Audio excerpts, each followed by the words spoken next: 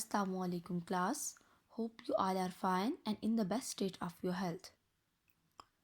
Exercise 6.1 हमारी complete हो गई थी.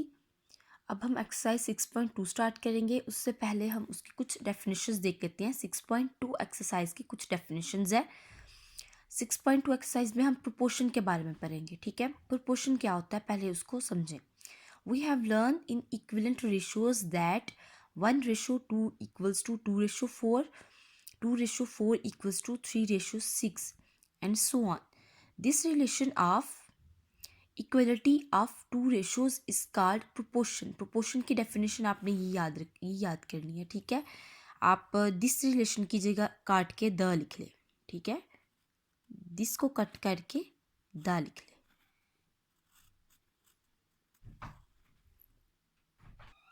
तो आपकी प्रोपोर्शन की डेफिनेशन क्या बन जाएगी class. The relation of equality of two ratios is called proportion. ठीक है, प्रोपोर्शन में आप क्या करते हो, दो रेशो जैसे 1:2 है, 2:4 है. ये देखिए 1:2 और 2:4 है. दो रेशोज को आपस में इक्वल करते हैं. इक्वल के निशान के साथ आपने दो रेशोज को जब लिखेंगे तो उसे क्या कहते हैं, प्रोपोर्शन. ठीक है, जैसे देखिए 1:2 equals to 2:4. जब आप 2:4 को कट करेंगे 2 1 2 2 2 4 तो ये 1:2 ही आ जाएगा. ठीक है, मतलब 1:2 और 2:4 आपस में इक्वल है. ठीक है, अब जब दो रेशोज की इक्वलिटी को हम प्रोपोर्शन कहते हैं. ठीक है, इसे इक्वल के निशान से भी लिखते हैं और इस तरह 4 डॉट्स लगा के भी लिखते हैं. ठीक है, ये जो 4 डॉट्स लगे हुए हैं ये लगा के भी हम प्रोपोर्शन लिखते हैं और इक्वल का निशान लगा के भी हम प्रोपोर्शन लिखते हैं. आपने ये डेफिनेशन अच्छी तरह लर्न कर लेनी है. अब यहाँ से स्टार्ट करते हैं. We can say that the two ratios are proportional to each other, to each quantities to each other which are denoted by a symbol. ये सिंबल लगा हुआ. ठीक है, 4 डॉट्स. ठीक है, ये किसका सिंबल है, प्रोपोर्शन का सिंबल है. And can be written as 1:2 proportion 25:50. 1:2 is proportional to 25:50. इस टू किसके लिए लगाते थे हम, रेशो के लिए. और प्रोपोर्शनल अब किसके लिए लगा रहे हैं, प्रोपोर्शनल या इक्वलिटी का निशान के लिए किसके लिए लगाते हैं, प्रोपोर्शन के लिए. ठीक है, अब आपके पास अज्यूम करें ये दो आप लिखा हुआ है A:B एक क्वांटिटी है और C:D आपके पास कोई दूसरी क्वांटिटी है. ठीक है, दो क्वांटिटीज़ है जिनकी मैंने रेशो ली हुई है. तो इन दोनों को मैं प्रोपोर्शन की फॉर्म में लिख लेती हूँ. ठीक है, अब क्या इसको हम कैसे पढ़ेंगे, A:B प्रोपोर्शन C:D. ठीक है, अब इसमें हमारे पास ये जो मिड पॉइंट्स होते हैं जैसे B और C, इसको हम क्या कहते हैं, मीन. मिड पॉइंट्स को क्या कहते हैं, मीन. और आपके पास जो एक्सट्रीम पॉइंट्स होते हैं बाहर वाले जो होते हैं उसको हम क्या कहते हैं, एक्सट्रीम. ठीक है क्लास, जैसे उन्होंने भी एक एग्जांपल से बताया हुआ है 1:2 प्रोपोर्शन 25:50. 2 और 25 जो दरमियान वाली दो टर्म्स होंगी उन्हें मीन कहते हैं और जो एंड वाली दो टर्म्स होंगी, आउटर दो बाहर वाली जो दो टर्म्स होंगी उन्हें एक्सट्रीम कहते हैं. अब एक फॉर्मूला है वो देख लें. To verify the equality of the given two ratios, जो हमारे पास दो रेशोज दी हुई हैं जैसे कि A:B और C:D दी हुई थी, इसकी इक्वलिटी को प्रूव करने के लिए, वेरीफाई करने के लिए हम एक फार्मूला यूज़ करते हैं. वो क्या है, प्रोडक्ट ऑफ मीन. ठीक है, प्रोडक्ट का मतलब क्या होता है, मल्टीप्लिकेशन. किसकी, मीन की.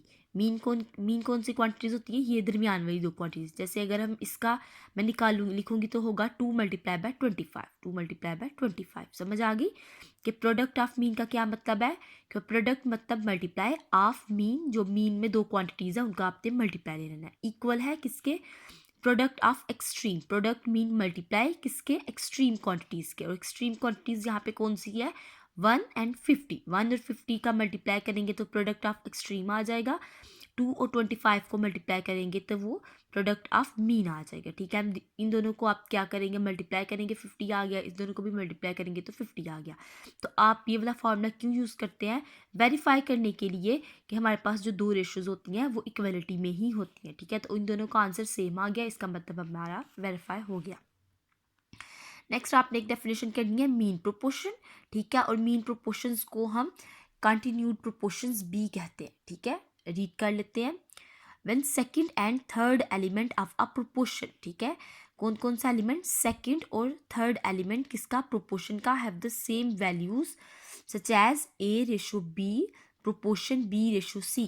ठीक है, अब ये देखें यहाँ पे ये प्रोपोर्शन जो हम निकाल रहे हैं ये इसकी फर्स्ट वैल्यू है, ये सेकंड वैल्यू, ये थर्ड और ये फोर्थ वैल्यू। ठीक है, जब हमारे पास सेकंड और थर्ड मतलब ये सेकंड वैल्यू और थर्ड वैल्यू बिल्कुल सेम होगी, इस तरह की प्रोपोर्शन को हम क्या कहते हैं, मीन प्रोपोर्शन या कॉन्टिन्यूड प्रोपोर्शन। ठीक है, देखिए यहाँ पे A/B सेकंड क्वांटिटी भी B है और थर्ड क्वांटिटी B है। ठीक है, तो ये दोनों सेम क्वांटिटीज़ है, ऐसे प्रोपोर्शन को हम मीन प्रोपोर्शन या कॉन्टिन्यूड प्रोपोर्शन कहते हैं। ठीक है, आपने मीन प्रोपोर्शन कॉन्टिन्यूड प्रोपोर्शन की डेफिनेशन याद कर लेनी है, यहाँ से ये वाला फॉर्मूला लर्न कर लेना है और पीछे वाले पेज से पेज नंबर 68 से आपने प्रोपोर्शन की डेफिनेशन लर्न कर लेनी है। ओके क्लास, अब हम एक्सरसाइज 6.2 के क्वेश्चंस की तरफ आते हैं। ठीक है, find the value of P in each of the following. ठीक है, आप देखिए हमारे पास पहला क्वेश्चन क्या है, 2/5। ये फ्रैक्शन की फॉर्म में है, आपने 6.1 में फ्रैक्शंस पढ़े थे। पहले आप इस फ्रैक्शन की फॉर्म को रेशो की फॉर्म में कन्वर्ट करेंगे, फिर P की वैल्यू निकालेंगे। ठीक है, find the value of P in each of the following, ये फर्स्ट क्वेश्चन है, इसको अब हम पहले सॉल्व करते हैं। ओके, अब हम 6.2 का पहले वाला क्वेश्चन के लिए गए थे, फर्स्ट पार्ट का फर्स्ट क्वेश्चन। ये देखिए फर्स्ट वाला क्वेश्चन क्या था, 2/5 इक्वल्स टू P/20। डिवीजन की फॉर्म में है, फ्रैक्शन की फॉर्म में है, हम इसे पहले रेशो की फॉर्म में कन्वर्ट करते हैं जो आपने 6.1 के क्वेश्चन में किया था, 2/5 इक्वल्स टू P/20। ओके, अब हम क्या करेंगे, इक्वालिटी के निशान को भी प्रोपोर्शन के निशान में, प्रोपोर्शन के साइन में लिख लेंगे। तो हमारे पास क्या आ जाएगी, जो हमारे क्वेश्चन बन जाएगा वो बन जाएगा 2/5 प्रोपोर्शन P/20। अब हमने एक फॉर्मूला पढ़ा था, product of mean is equals to product of extreme. ठीक है, अब ये अप्लाई करेंगे इसके ऊपर। देखिए हमारे पास 2 और 20 हमारे पास एक्सट्रीम क्वांटिटीज़ है, एक्सट्रीम नंबर्स है, और मीन क्या है 5 और P। फार्मूला अप्लाई करते हैं, प्रोडक्ट ऑफ मीन पे क्या है 5P, इसका प्रोडक्ट ले लेंगे 5 मल्टीप्लाई बाय P।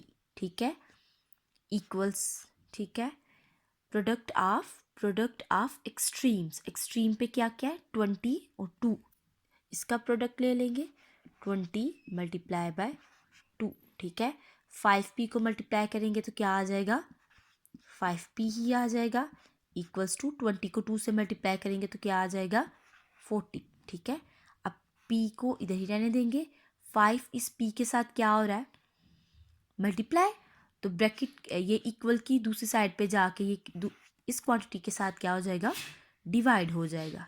ठीक है, ऐसे ही हो, हमारे पास जो 5 है वो P के साथ मल्टीप्लाई हो रहा था, हमने इस 5 को इक्वल के इस साइड पे लेके आना था, तो इस साइड पे लाके हम इसे डिवाइड में लिखेंगे। ठीक है, अब इसको सिंप्लीफाई कर लें, 5 1 द 5, 5 8 द 40, तो हमारे पास जो P की वैल्यू है वो आ जाएगी 8। ठीक है,